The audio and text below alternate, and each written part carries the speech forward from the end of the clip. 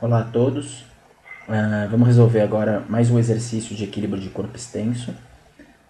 E o exercício fala assim: o caixote representado na figura é colocado em repouso sobre uma rampa inclinada de um ângulo θ. Então o caixote está em repouso. Aí ele pergunta: o ângulo θ, ele vai dizer, né? O ângulo θ vai aumentando aos poucos até chegar a um valor em que o caixote pode ou deslizar rampa abaixo ou rolar. Então, o caixote pode ou deslizar ou rolar. E ele disse que esse ângulo θ vai aumentando aos poucos. Né? Aumentando. Aí ele pergunta, agora sim vem a questão do problema, determine o valor do coeficiente de atrito estático, ele quer saber quanto que tem que valer o coeficiente de atrito estático, para que a iminência de deslizamento seja simultânea à iminência de rolamento. O que isso quer dizer?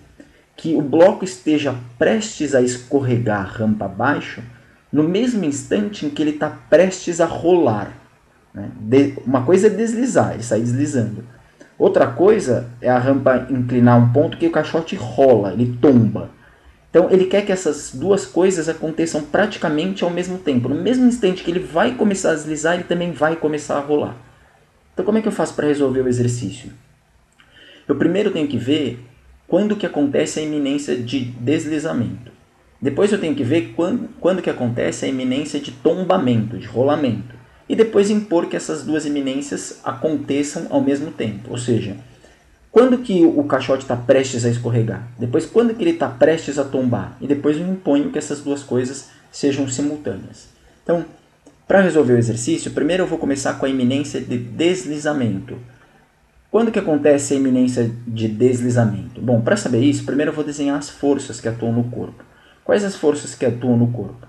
Esse corpo está num plano inclinado, então eu posso desenhar, ao invés do peso, eu posso separar o peso nas duas componentes Px e Py, né? Ou Pt e Pn, tanto faz. Nesse caso eu vou colocar Px e Py, mas poderia ser Pt e Pn, tanto faz. Então aqui é Px, a componente x do peso, e Py, a componente y do peso.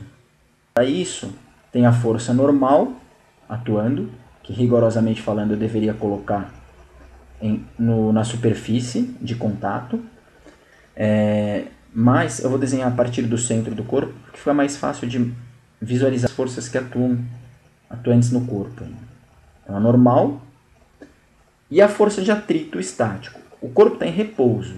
Se ele está em repouso, mas existe uma tendência dele deslizar. A tendência dele deslizar é para baixo e, portanto, a força de atrito estático é para cima. Lembra que a força de atrito é sempre paralela à superfície, mas nesse caso ela é para cima, né? Oposta à tendência de deslizamento. É a força de atrito estático. Agora, se o corpo está em repouso, então Px tem que cancelar a força de atrito. Elas têm que ter o mesmo valor. Eu desenhei o Φ aqui. Deixa eu voltar um pouquinho, desenhar um pouco maior, né? Me incomodou o tamanho que eu desenhei. Ele tem que ter o mesmo valor do Px. Então, portanto, o vetor tem que ter o mesmo tamanho também. Essa é a força de atrito estática. Eu também não coloquei as flechinhas, né? As forças, só para indicar que são vetores. Rapidinho, pronto.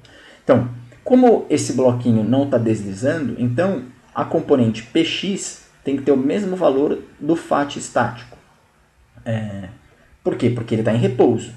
Só que quando acontece a iminência de deslizamento, acontece a iminência... Lembra que essa força de atrito estático aqui, conforme esse ângulo vai aumentando, esse θ vai aumentando, o bloco vai apresentando cada vez uma tendência maior de deslizar. E, portanto, vai aumentando a força de atrito estático. Ou você pode pensar, conforme esse ângulo vai aumentando, lembra, ele diz que o ângulo θ vai aumentando, né, no enunciado. Conforme esse θ vai aumentando, essa componente Px também vai aumentando. A força que solicita o bloco a escorregar vai aumentando. E para o bloco não escorregar, esse Φ também vai aumentando.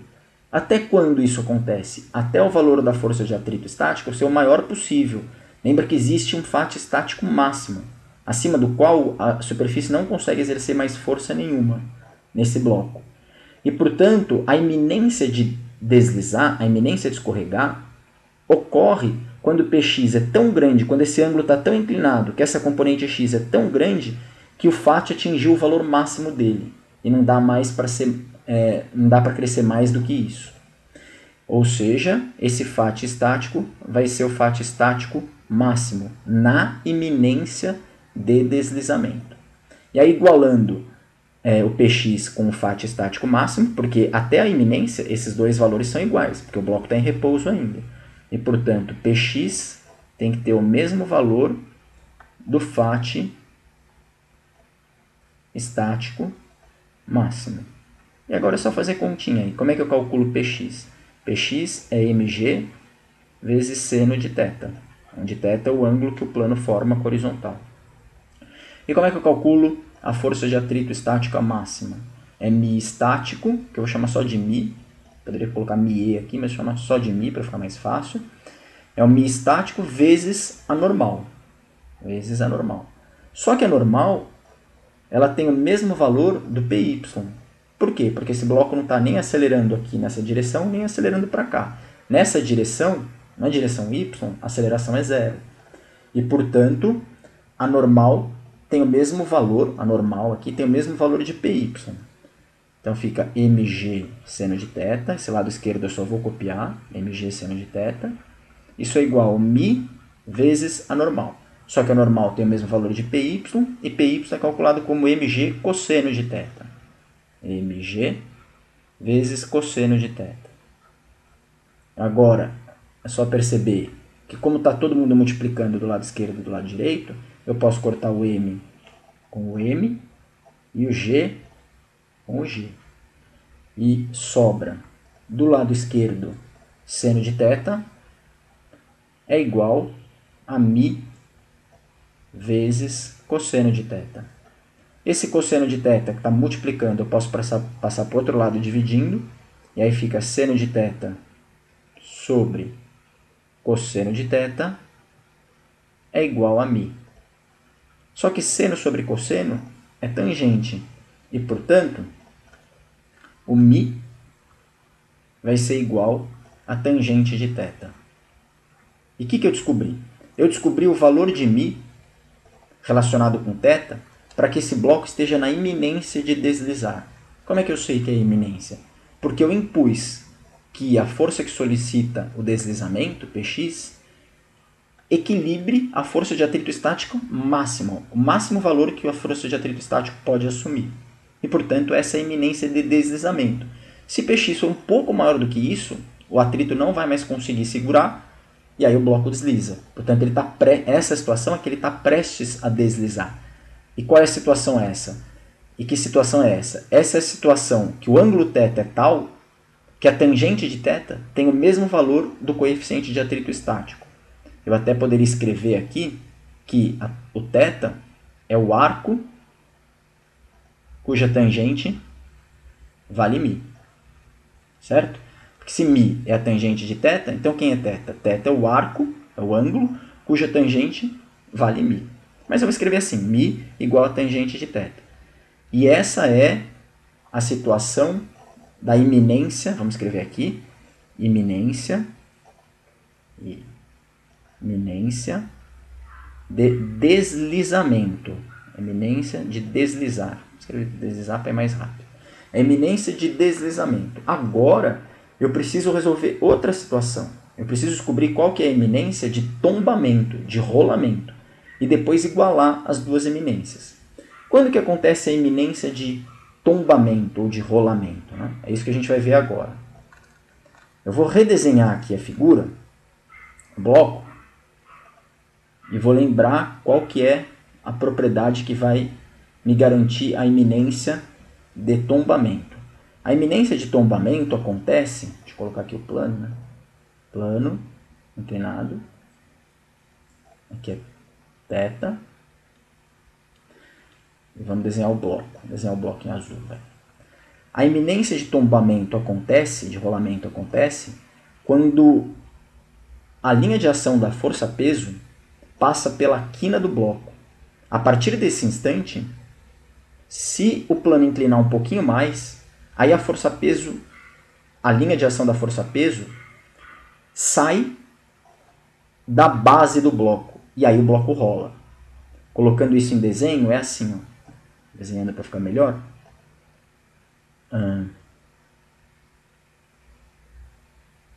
que é o centro de gravidade do bloco.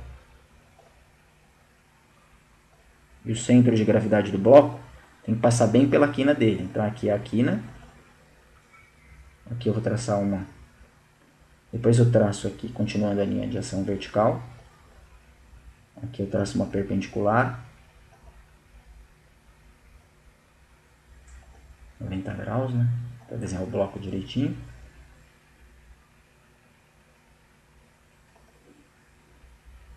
E essa é a situação. Deixa eu colocar aqui agora em vermelho. Aqui é a força-peso. E a situação de tombamento, de rolamento, é aquela situação que você inclinou tanto o bloco que o peso está passando bem por essa quina aqui. Ó. Um pouco antes, né, só para desenhar, um pouco antes, quando o ângulo ainda não era tão grande, quando o ângulo θ ainda era pequeno, o bloco estava aqui assim, ó, e aí não tinha problema nenhum, né? Ele não ia tombar ainda. Por quê? Porque daí a força-peso passava pela base. Ó. Enquanto a força-peso passar pela base de apoio, não tem perigo do bloco rolar, porque o torque resultante ainda é zero. A partir do momento em que você vai inclinando tanto esse plano, que o bloco fica tão inclinado que a força-peso sai da base, aí o bloco o torque resultante deixa de ser zero e o bloco rola para cá, porque o torque total vai ser aqui no sentido anti-horário e o bloco tomba, rola. Então, a iminência de tombamento acontece nesse instante, em que a linha de ação da força-peso passa certinho pela quina. E agora o exercício vira um exercício de geometria. Por quê? Porque é só perceber que se esse ângulo é θ, se esse ângulo aqui é θ, então esse ângulo aqui, ó, também é θ. Né? Repara, lembra daquela propriedade da geometria?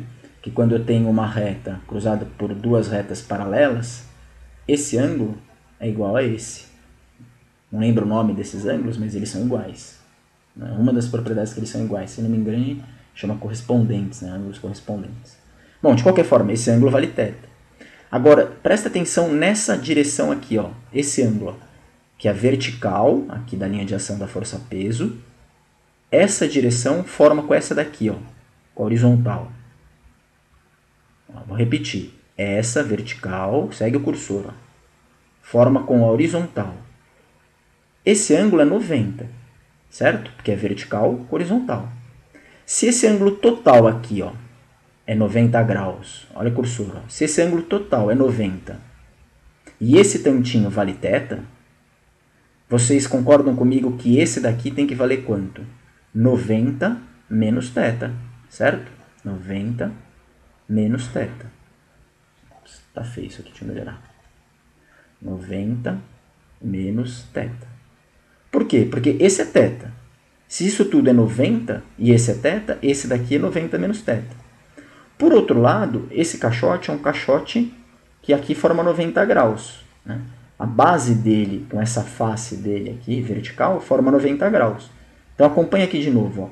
Essa face, ó, segue o cursor. Essa face, com o apoio, com a base, forma 90 graus.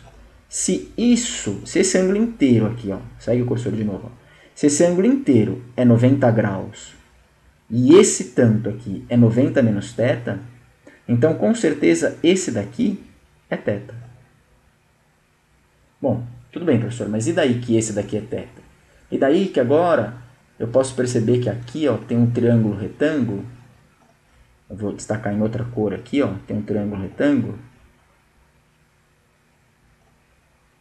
Que eu sei que nesse triângulo retângulo, que esse ângulo é θ, e eu sei quanto vale essa distância aqui, e sei quanto que vale essa distância aqui, porque isso é dado do problema. Para quem esqueceu, vamos ver lá o enunciado. Ó. A base vale 10 centímetros e a altura vale 8 centímetros. Portanto, isso daqui vale quanto? 10, né? Esse é 10 centímetros. Vale destacar que é um caixote perfeitinho, né? Certinho. Tem a base tem o mesmo tamanho que aqui a base superior. E esse lado vertical, esse lado aqui é perpendicular à base e esse também, né? Um caixote com formato bonitinho aí, certinho. E essa altura, esqueci de olhar, vale 8 centímetros. Isso, 8 centímetros. Então pronto, ó. Agora, ó, se eu sei que isso é 8 e isso é 10, e aqui é 90 graus, isso é um triângulo retângulo. E qual é a propriedade geométrica que relaciona o cateto oposto com o cateto adjacente? É a tangente de θ, né? Lembra que tangente de θ é igual a cateto oposto, que nesse caso é 10, sobre o cateto adjacente, que nesse caso é 8. Portanto, quando que vai acontecer a iminência de tombar? A iminência de tombar vai acontecer quando esse ângulo θ, a tangente dele, for 10 sobre 8. Essa é a iminência de tombar, de rolar. Mas a gente já tinha visto que a iminência de deslizar é quando a tangente de θ for igual a μ. E o exercício quer que as duas iminências sejam simultâneas, lembra? Para que a iminência de deslizamento seja simultânea à iminência de rolamento. Ora, se ele quer que essa iminência seja seja simultânea ao mesmo tempo que essa iminência, então basta igualar, né? Se μ é igual a tangente de θ para estar na iminência de deslizar, e se a tangente de θ é igual a 10 sobre 8 para a iminência de rolar, então, para as duas iminências acontecerem ao mesmo tempo, o μ, vou mudar de cor aqui, o μ tem que ser igual a 10 sobre 8. Por quê? Porque μ é tangente de θ, e tangente de θ é 10 sobre 8, então μ é igual a 10 sobre 8. E 10 sobre 8 é a mesma coisa que 5 sobre 4, que é 1,25. Né? Então, para que as duas iminências sejam simultâneas, nesse exercício em particular, que o caixote tem 8 centímetros de altura e 10 centímetros de base, nessa situação em particular, o μ tem que valer 1,25. Agora, comentando aqui duas observações, o exercício acabou, né? Isso que ele perguntava, né? Olha, a pergunta dele é: determine o valor do coeficiente de atrito estático, acabamos de descobrir, μ é o coeficiente de atrito estático, para que as iminências sejam simultâneas. Então, o μ tem que valer 1,25. Agora, dois comentários para finalizar o exercício. O μ é um número adimensional, não tem unidade de medida, e o μ pode ser maior do que 1. É legal esse exercício porque tem muito aluno que, por alguma razão desconhecida, acaba acreditando que o μ tem que ser um número menor do que 1. Isso não é verdade. É bem verdade que o μ geralmente é um número menor do que 1, mas não precisa ser. Não existe nenhuma razão teórica para ele ser menor do que 1. O número que é menor do que 1 sempre, aí sim, é o coeficiente de restituição lá das colisões. Né? Lembra que o coeficiente de restituição, que também é um número adimensional, ele pode ser qualquer coisa entre 0 e 1. Né? Entre 0 e 1. 0 se for uma colisão perfeitamente inelástica e 1 se for perfeitamente elástica. Aí sim, então talvez pelo fato do E ser um número adimensional e o μ também ser um número adimensional, os alunos acabem achando que, como esse é sempre menor do que 1, esse também deveria ser sempre menor do que 1. E não tem nada a ver uma coisa com a outra. Né? Aqui é colisões e aqui é atrito. Bom, é isso. Muito obrigado por mais um exercício e até a próxima resolução. Até logo.